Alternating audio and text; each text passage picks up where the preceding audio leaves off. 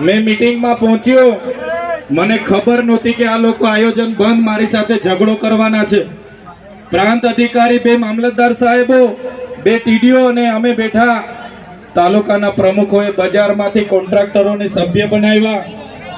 मैं कीधुं आ विस्तार आदिवासी समाजनो 97% वस्ती होय, आ ग्रांट अमे बारना कॉन्ट्राक्टरोने आपीशुं नहीं।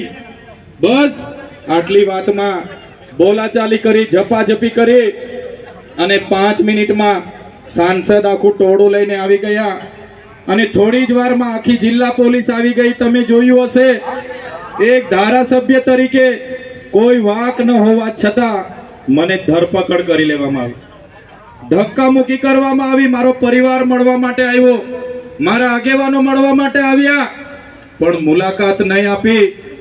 तात्कालिक धोरणे कोई बनाव वगर मने धरपकड़ करी घसड़ी ने जीप में भरी लेवामां आव्यो।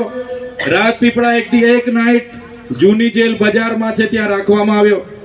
મારા આગેવાનો, મારા પરિવારવાળા રાતે જમવાનું લઈને આવ્યા, કપડાં લઈને આવ્યા, પણ પોલીસ અધિકારીઓ પર સરકારનું દબાણ, ભાજપના નેતાઓનું દબાણ, આખી રાત એ લોકો ઊભા રહ્યા પણ કપડાં અને જમવાનું આપવા નહીં દીધું।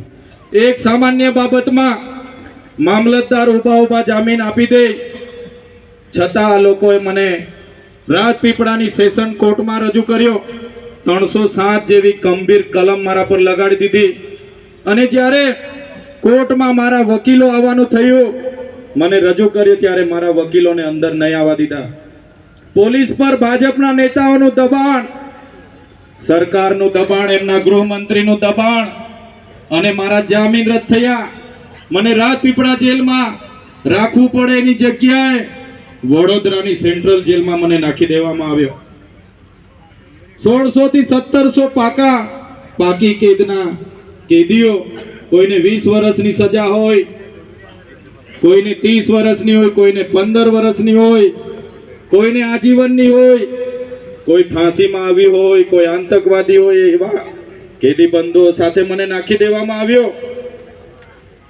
અને અંદર પણ એટલી કડક સૂચના सरकार द्वारा जेलर अने तेना पोलीस अधिकारीओने आपवामां आवी के आने एवी कड़क सजा आपो, एवी जेल में राखो के आ बहार आवीने क्यारे आदिवासी समाजनो अवाज नहीं बनवो जोईए, आ बहार आवीने क्यारे सरकार सामे नहीं बोलवो जोईए।